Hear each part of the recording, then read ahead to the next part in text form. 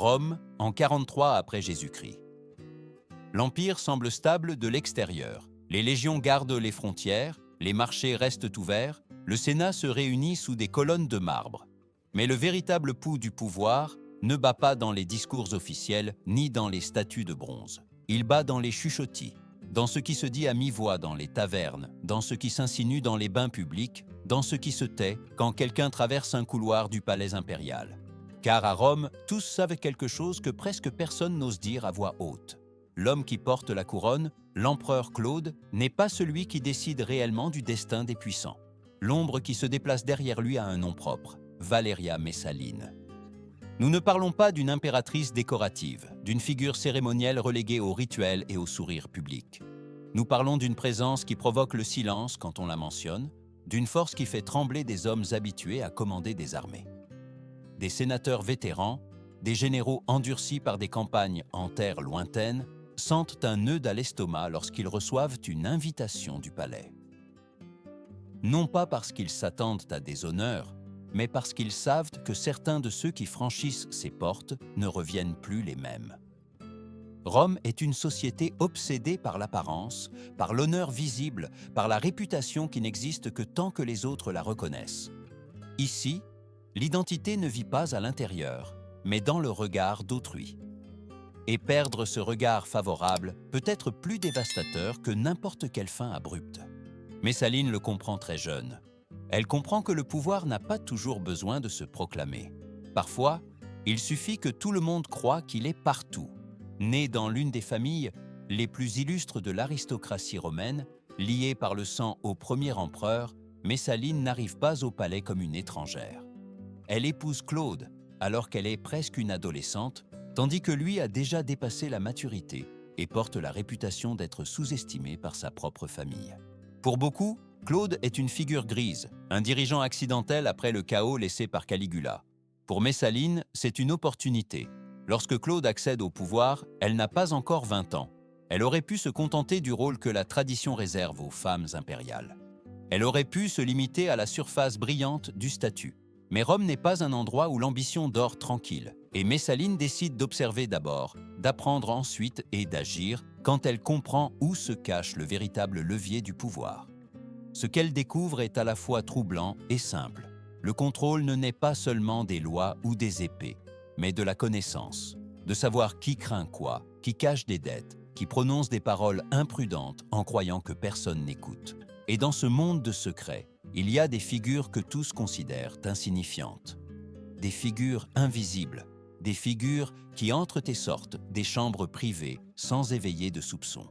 Pour comprendre pourquoi ce qui se produira plus tard a été considéré par beaucoup comme quelque chose de pire que la fin elle-même, nous devons d'abord entrer dans cet univers silencieux. Un univers où le pouvoir ne crie pas, il chuchote. Et où ceux qui ne semblent être personne peuvent devenir la clé de tout. Pour comprendre comment Messaline est parvenue à dominer cet univers de chuchotis, il est nécessaire de s'arrêter un instant sur le contexte qui l'entourait. Rome venait de sortir de l'une des périodes les plus instables de son histoire récente. Le règne de Caligula avait laissé une ville traumatisée, habituée à l'arbitraire, à la peur soudaine, à l'idée que le pouvoir pouvait devenir caprice à tout moment. Lorsque Claude fut proclamé empereur après l'assassinat de son neveu, beaucoup respirèrent un soupir de soulagement. Mais ce soulagement était teinté d'incertitude. Claude n'était pas le modèle classique du souverain romain. Il boitait, parlait avec difficulté et avait passé une grande partie de sa vie en marge de la politique active, étudiant l'histoire pendant que d'autres concouraient pour la faveur impériale. Pendant des années, sa propre famille l'avait considéré comme inoffensif, presque insignifiant. Et pourtant, il était maintenant à la tête de l'empire le plus vaste du monde connu. Cette contradiction a marqué son gouvernement dès le premier jour. Messaline observa ce scénario avec attention. Elle savait que Claude avait besoin de stabilité, qu'il craignait le chaos et qu'il dépendait profondément de son entourage pour maintenir le contrôle. Dans un tel système, le pouvoir ne s'exerçait pas seulement d'en haut. Il se filtrait par les couloirs, se négociait en privé, se consolidait par des loyautés invisibles. Et Messaline comprit que, si elle voulait survivre et prospérer, Elle devait construire quelque chose de propre au sein de ce labyrinthe. La Rome impériale était conçue pour exclure formellement les femmes du pouvoir politique. Elles ne pouvaient pas occuper de fonctions publiques ni parler au Sénat. Mais cette exclusion ne signifiait pas une absence d'influence. Au contraire, elle poussait les femmes ambitieuses à opérer dans des zones grises, dans des espaces non réglementés, où les règles étaient plus flexibles et, de ce fait, plus dangereuses. Messaline ne fut pas la première à le faire, mais elle fut l'une des plus déterminées. Pendant que Claude s'appuyait sur des affranchis impériaux pour administrer la bureaucratie, Messaline commença à tisser son propre réseau au sein du palais. Elle ne le fit pas de manière abrupte. Pendant les premiers mois, tout semblait normal. Banquets, audiences, cérémonies publiques. Mais sous cette surface, elle écoutait, mémorisait, reliait les noms aux gestes, les silences aux regards fuyants. Chaque détail était une pièce potentielle d'un échiquier bien plus vaste. Ce qui la différenciait des autres acteurs politiques était sa compréhension précoce de quelque chose de fondamental. Dans un système saturé de hiérarchies visibles, le vrai pouvoir se cache souvent dans les marges. Non pas chez ceux qui parlent, mais chez ceux qui écoutent. Non pas chez ceux qui ordonnent, mais chez ceux qui observent sans être observés. Et le palais impérial était rempli de ces présences silencieuses. Messaline n'avait pas encore besoin d'exercer des châtiments, ni de montrer sa force. À ce stade, son objectif était plus subtil, identifier les canaux par lesquels circulait l'information intime de l'Empire. Qui entrait dans quelle pièce? Qui servait le vin lors de quel dîner? Qui nettoyait les espaces où étaient prises des décisions qui n'apparaîtraient jamais dans les registres officiels? C'est là, dans ces interstices méprisés par l'élite, que se trouvait la base de tout ce qui allait suivre. Car avant que la peur ne puisse régner, quelqu'un doit apprendre à tout voir. Et Messaline était sur le point de le faire. Parmi ces figures invisibles qui se déplaçaient dans le palais impérial, il y avait un groupe que Rome préférait ne pas regarder en face. Ils n'occupaient pas de fonction, ne signaient pas de décret, n'apparaissaient ni dans les statuts ni dans les discours. Et pourtant, ils étaient partout. C'étaient les eunuques du palais, des hommes situés dans un espace ambigu au sein de l'ordre romain, tolérés, utilisés et méprisés tout à la fois. Contrairement à d'autres cours du monde antique, Rome n'avait pas fait des eunuques un pilier formel de son administration. Leur présence était plus discrète, presque gênante, comme un rappel constant de quelque chose qui ne correspondait pas tout à fait à l'idéal romain de citoyenneté et de masculinité. Beaucoup venaient des provinces orientales de l'Empire, Égypte, Syrie, Asie mineure. Certains avaient été modifiés dans leur enfance pour des raisons religieuses, d'autres par des décisions prises par ceux qui les possédaient. Dans tous les cas, ils arrivaient à Rome déjà marqués comme différents. Cette différence en faisait des outils utiles. Dans la mentalité romaine, ne pouvant former de famille ni aspirer à une lignée propre, ils étaient considérés comme moins dangereux. Ils n'avaient pas d'héritier, ne pouvaient pas fonder de dynastie, ne s'intégraient pas dans la carrière politique traditionnelle.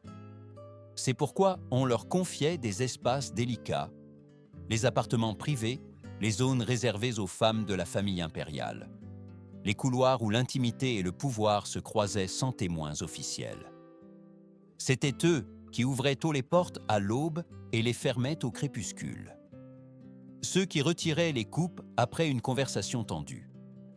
Ceux qui restaient immobiles dans un coin pendant que sénateurs et généraux discutaient en croyant que personne d'important ne les écoutait.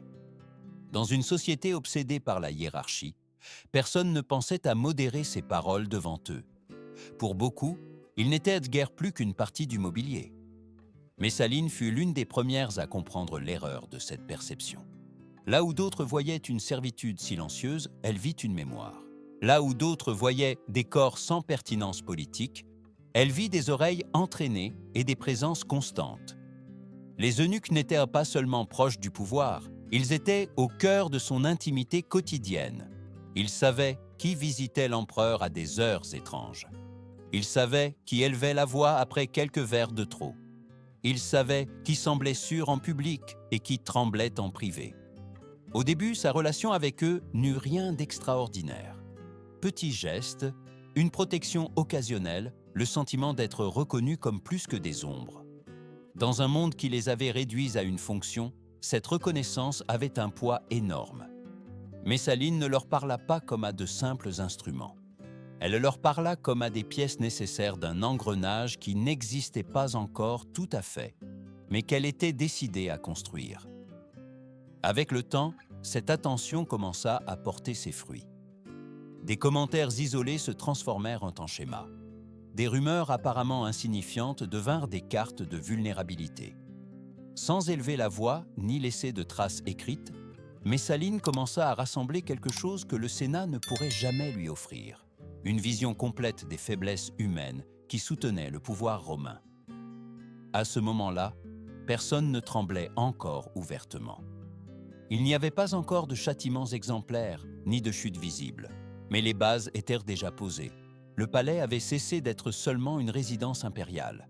Il devenait un espace où chaque mot avait son poids et chaque silence pouvait être utilisé. Et les eunuques, invisibles pour presque tous, commençaient à occuper le centre de ce nouvel ordre silencieux. Le changement ne fut pas brusque.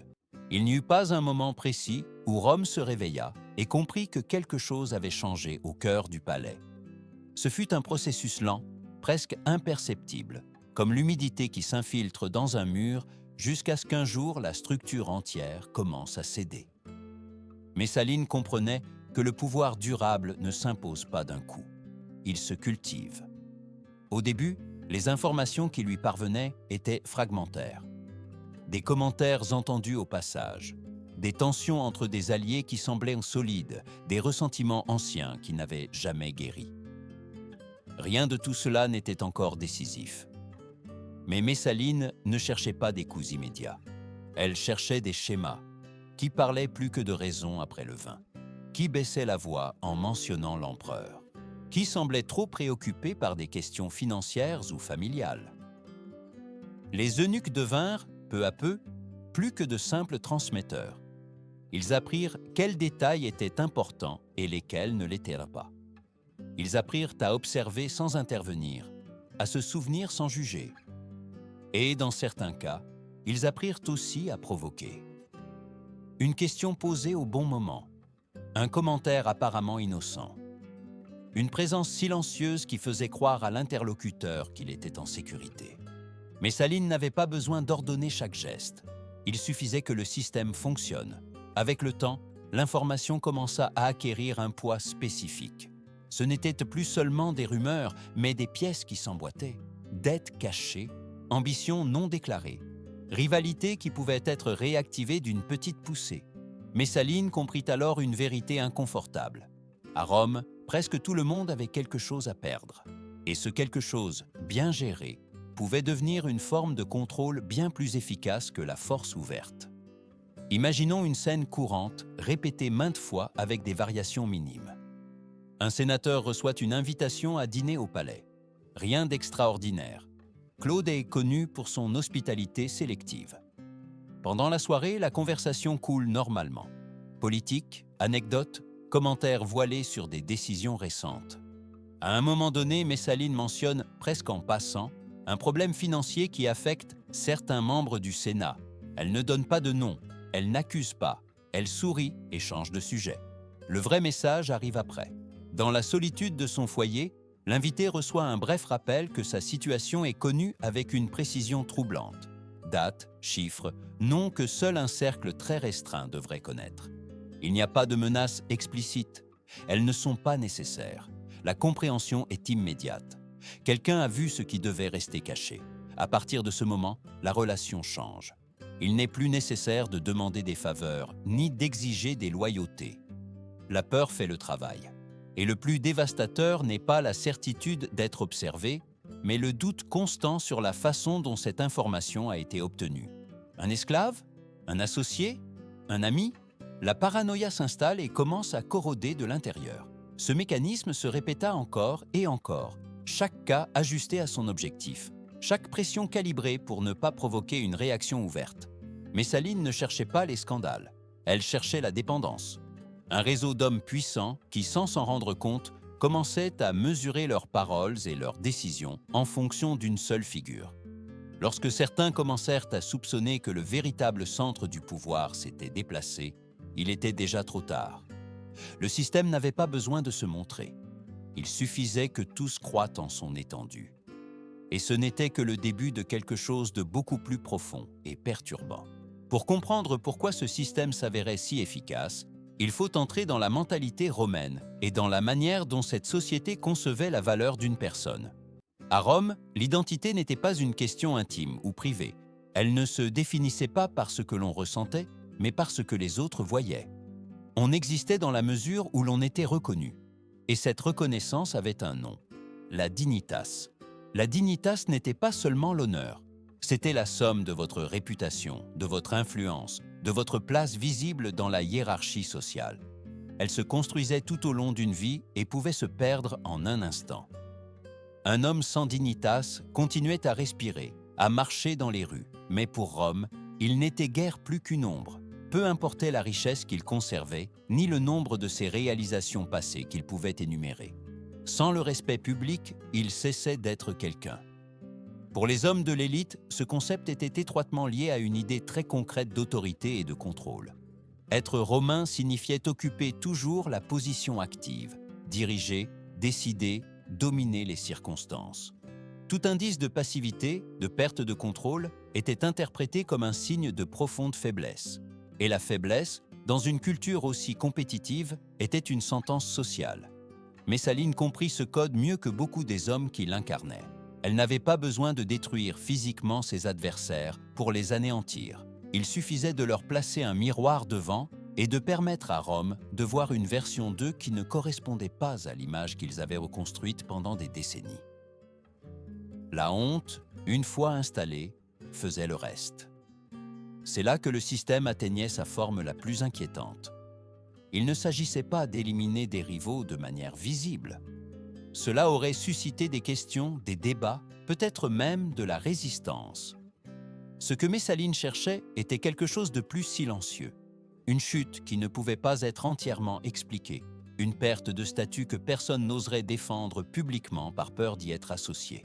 Les rumeurs jouaient un rôle crucial, non pas des rumeurs grossières ou exagérées, mais des insinuations précises, des fragments d'informations partagés dans les cercles appropriés.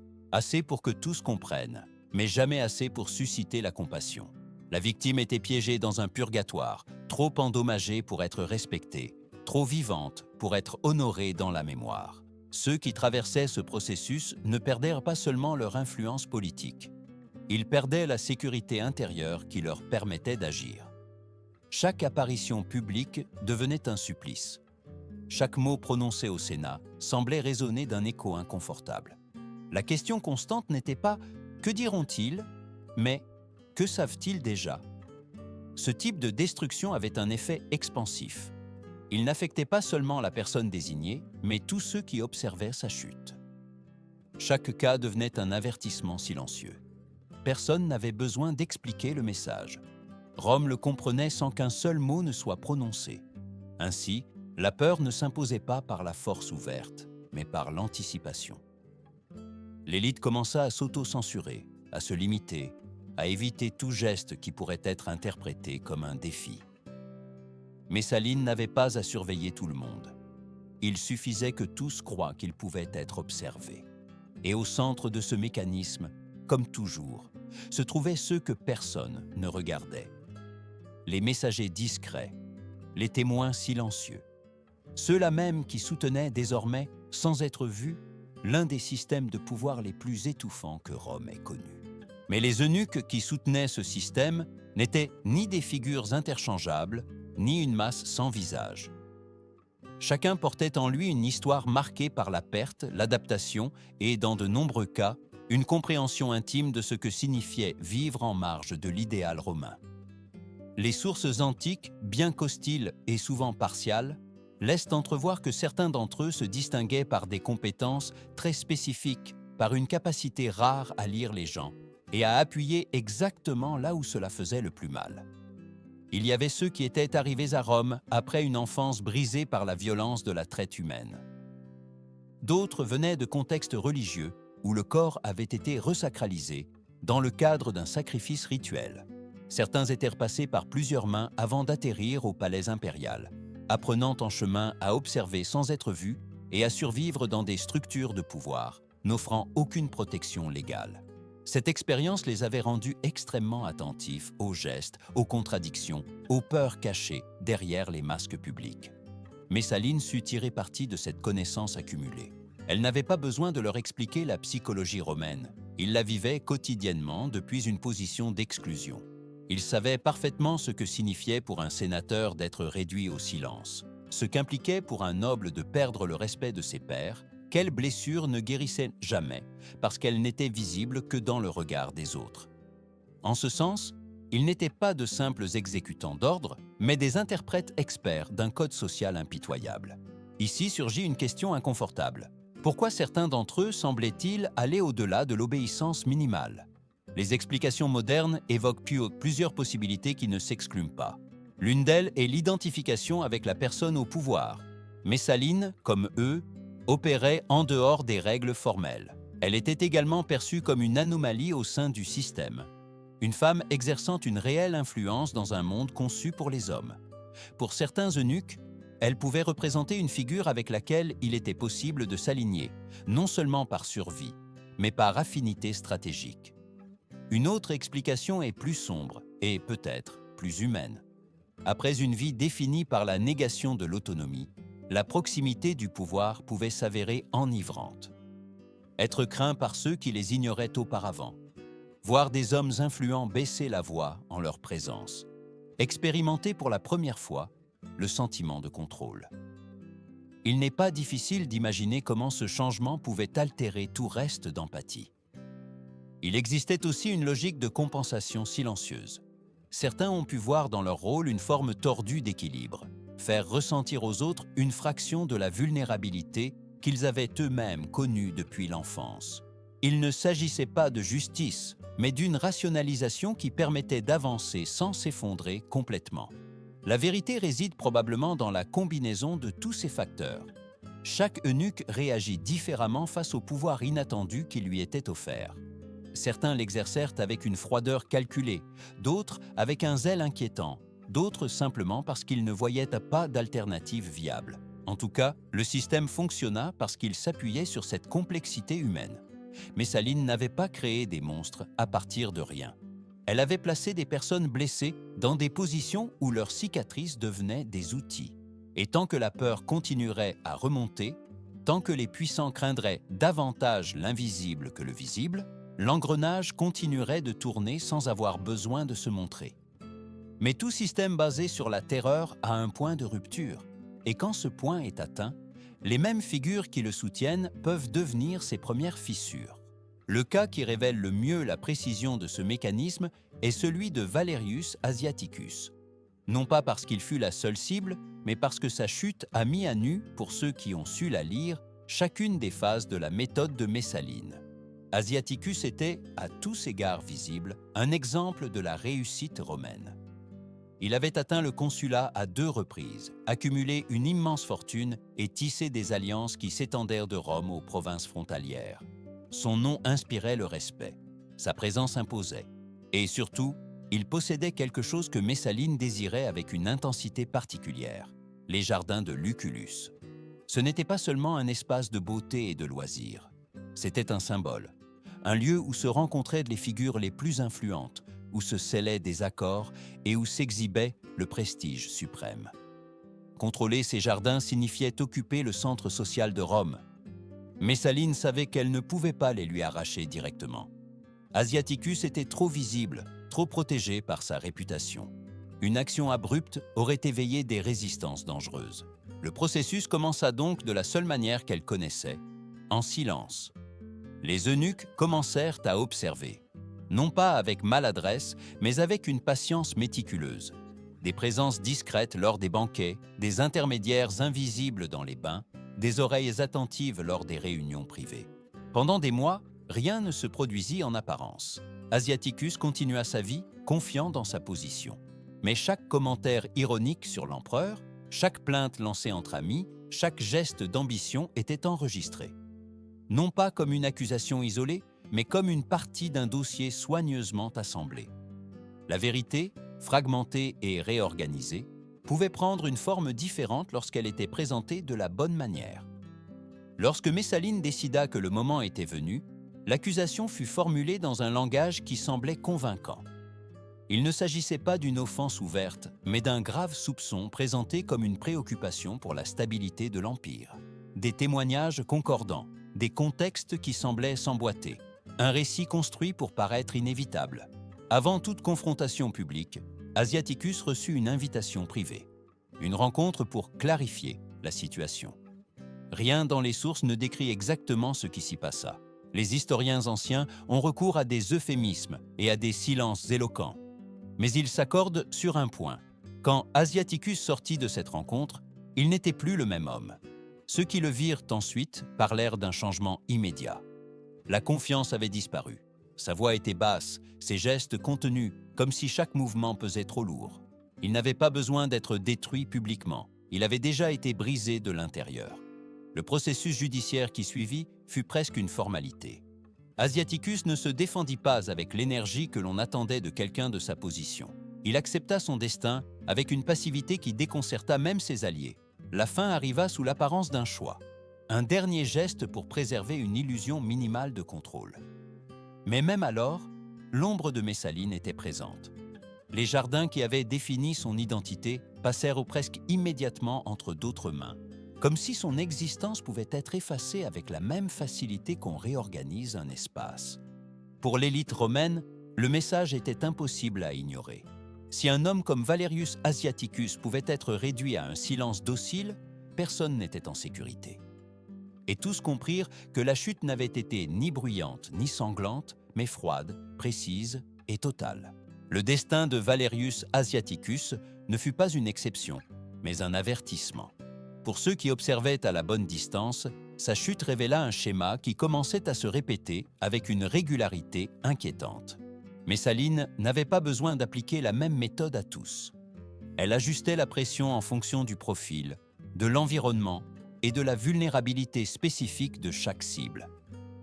Cette flexibilité rendait le système encore plus difficile à détecter et, par conséquent, plus efficace. Dans certains cas, la menace ne venait pas d'une ambition politique directe, mais du simple poids d'un nom. Julia Livilla, nièce de l'empereur Claude, représentait un risque par son lignage, non par ses actions. Dans une cour où les mariages et les parentés pouvaient altérer des équilibres délicats, sa simple existence suffisait à inquiéter Messaline. Ici, l'approche changea. Il n'y avait pas besoin de construire une accusation complexe, ni de provoquer un affrontement ouvert. Il suffisait d'éroder l'image. Les eunuques commencèrent à faire circuler des rumeurs avec une précision chirurgicale. Des commentaires discrets, des détails apparemment concrets partagés dans les cercles appropriés. Dans une société obsédée par la conduite privée des femmes de sang impérial, ces insinuations se propagèrent rapidement. Personne n'avait besoin de vérifier quoi que ce soit. Le soupçon remplissait sa fonction. Julia fut écartée, envoyée loin de Rome, et sa disparition du centre du pouvoir se produisit sans bruit. Le système avait de nouveau fonctionné. Dans d'autres cas, la stratégie était purement économique. Des marchands extrêmement riches, des hommes dont l'influence ne dépendait pas du Sénat, mais des routes, des contrats et des flux de marchandises. Pour eux, l'arme n'était pas la réputation politique, mais l'exposition sélective de pratiques habituelles mais compromettantes. Messaline ne cherchait pas à les détruire immédiatement. Elle préférait les absorber, les transformer en dépendants silencieux. Peu à peu, l'autonomie se diluait, et ce qui, de l'extérieur, semblait un déclin commercial naturel, cachait une appropriation calculée. Le plus inquiétant de cette période ne fut pas le nombre de victimes, mais l'atmosphère qui se créa parmi ceux qui n'avaient pas encore été touchés. L'élite romaine commença à vivre sous une tension constante. Chaque conversation était mesurée, chaque geste évalué. Les rencontres privées devinrent plus brèves, plus ambiguës, pleines d'euphémismes. Personne ne savait avec certitude qui écoutait, ni par qui un mot mal placé pouvait filtrer. Les eunuques apparaissaient partout et nulle part. Au palais, bien sûr, mais aussi dans des espaces censés être neutres, marchés, thermes, maisons de connaissances. Leur présence n'était plus rassurante, c'était une éventualité. Un rappel que la limite entre le public et le privé s'était estompée. Certains historiens modernes ont comparé cette atmosphère à celle de systèmes de surveillance beaucoup plus récents. La comparaison n'est pas exacte en termes de portée, mais bien en effet psychologique. Lorsque la peur s'intériorise, le contrôle devient presque automatique. Personne n'a besoin d'ordonner le silence. Le silence se produit de lui-même. Messaline avait réussi quelque chose d'extraordinaire. Gouverner sans apparaître comme gouvernante. Son pouvoir ne se manifestait pas par des décrets ni des cérémonies, mais par la conduite modifiée de son entourage. Tant que cette conduite était maintenue, le système pouvait continuer indéfiniment. Mais même les structures les plus subtiles dépendent d'une prémisse fragile, la perception d'invulnérabilité. Et cette perception était sur le point de se briser. Le début de la fin arriva d'une manière aussi inattendue que révélatrice. Pendant des années, Messaline avait agi avec la certitude de celle qui croit son contrôle absolu. Elle avait éliminé des menaces, accumulé des richesses et tissé des loyautés forcées sans que rien ne semble déstabiliser sa position. Mais le pouvoir, lorsqu'il est exercé trop longtemps sans opposition visible, a tendance à générer une dangereuse illusion d'immunité. C'est alors qu'apparut Gaius Silius. Jeune, séduisant, appartenant à une famille sénatoriale respectée, Silius incarnait tout ce que Claude n'était pas. Les sources anciennes décrivent une relation qui dépassa rapidement les limites de la prudence.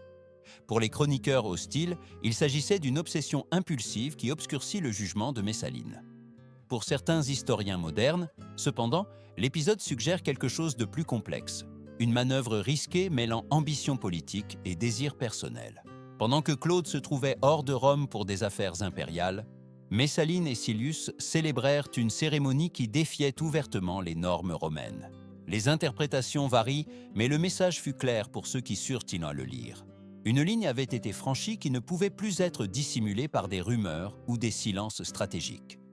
Cette fois, la transgression n'était pas destinée à rester dans l'ombre. C'est ici que se produit un tournant décisif. Certains des eunuques qui avaient ainsi soutenu le système commencèrent à s'inquiéter. Ils connaissaient mieux que quiconque la fragilité des équilibres politiques. Ils savaient que si Messaline tombait, ils tomberaient avec elle. Et le geste avec Silius semblait être exactement le genre d'erreur qui rendrait toute négation future impossible. Pour la première fois, le réseau commença à se fissurer de l'intérieur. Un petit groupe décida de changer de camp.